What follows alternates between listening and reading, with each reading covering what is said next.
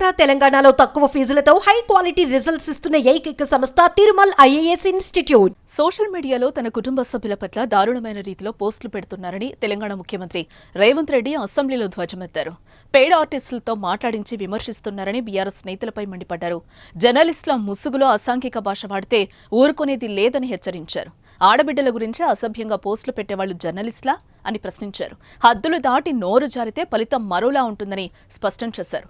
జర్నలిస్టులకు విధి విధానాలు నిర్ణయిస్తామని అన్నారు. ఐఎన్పీఆర్ లేదా డిఏవిపి ఆమోదించిన పత్రికలు, ప్రసార సాధనాల వాళ్ళు ఇచ్చిన ఐడి కార్డులు ఉన్నవాళ్లు జర్నలిస్టులా, లేక ఎవడు పడితే వాడు ఏదో ఒక టీవీ, యూట్యూబ్ ఛానల్ పెట్టుకుని నోటికొచ్చినట్టు మాట్లాడేవాళ్లు జర్నలిస్టులా అని ప్రశ్నించారు. కొందరు నేతలను ఇష్టారాజ్యంగా మాట్లాడుతున్నారు. ప్రజా జీవితంలో ఉన్నాం కాబట్టి ఓపిక పడుతున్నాం, ఆ భాష వింటుంటే రక్తం మరుగుతోందంటూ ఫైర్ అయ్యారు.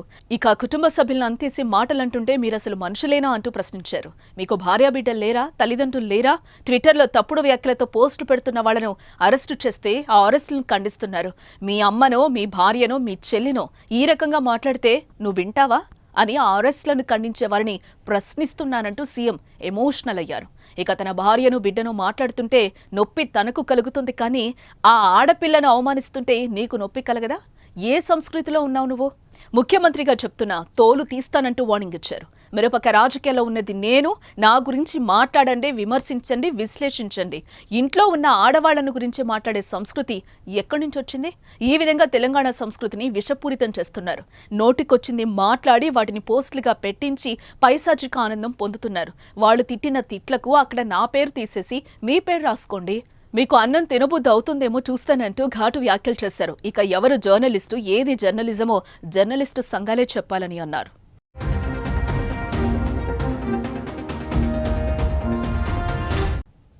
మీడియా మిత్రులకు కూడా నేను అడుగుతున్నా, మీ సంఘాలు ఏవైతున్నాయో సంఘాల నాయకులను కూడా అడుగుతున్నా, ఎవరో జర్నలిస్టులు లిస్ట్ ఇవ్వండి. జర్నలిస్ట్ అనే పదానికి డెఫినేషన్ ఏందో ఇవ్వండి, ఆ లిస్ట్ ఇవ్వండి. ఆ లిస్టులో ఉన్నోళ్ళు ఇట్లా తప్పు చేస్తే ఏం శిక్షిస్తారో మీరు నిర్ణయించండి. ఆ లిస్టులో లేనోడు జర్నలిస్ట్ కాడు, జర్నలిస్ట్ కానోడిని క్రిమినల్ కిందనే చూస్తాము. ఆ క్రిమినల్స్ని ఎట్లా జవాబు చెప్పాలనో గట్లనే చెప్తాం. ముసుగేసుకొని వస్తే ముసుగు ఊడవికి బట్టలు గుడ్డలు ఊడదీసి కొడతా అని చెప్తున్నా. నేను తమాషా చేయొద్దు. నేను కూడా మనిషిని, నాకు చీమునెత్తురుంది. ఎవడు పడితే వాడు ఏదో ఒక ట్యూబ్ పెట్టుకొని మమ్మల్ని రాజ్యాంగ అధ్యక్ష, ప్రజా జీవితంలో ఉన్నాం కాబట్టి నిజంగా ఓపిక పడుతున్నాం అధ్యక్ష. రక్తం మరుగుతుంది. ఏంది భాష అది అధ్యక్ష? కుటుంబ సభ్యులను అంతేసి మాటలు అంటుంటే అసలు మీరు మనుషులా అని నేను వాళ్ళని అడగదలుచుకున్నా అధ్యక్ష. మీకు భార్య బిడ్డలు లేరా, తల్లిదండ్రులు లేరా? మీ అమ్మనో, నీ చెల్లినో, నీ భార్యనో ఈ రకంగా మాట్లాడితే నువ్వు ఇంతవా అని నేను అడుగుతున్నా. ట్విట్టర్లో పెట్టినోని, అరెస్టును ఖండించినోని. నా భార్య, నా బిడ్డను తిడితే నాకు నొప్పి అవుతుంది, కానీ నీకు ఒక ఆడపిల్లను అవమానిస్తుంటే నీకు నొప్పి కావా? ఏ సంస్కృతిలో ఉన్నారని నేను అడుగుతున్నా అధ్యక్ష. తోడుకలు తీస్తే అధ్యక్ష, ముఖ్యమంత్రిగా చెప్తున్న ఒక్కనొక్కని బట్టలు పదేసి రోడ్డు మీద తిప్పిస్తా అధ్యక్ష.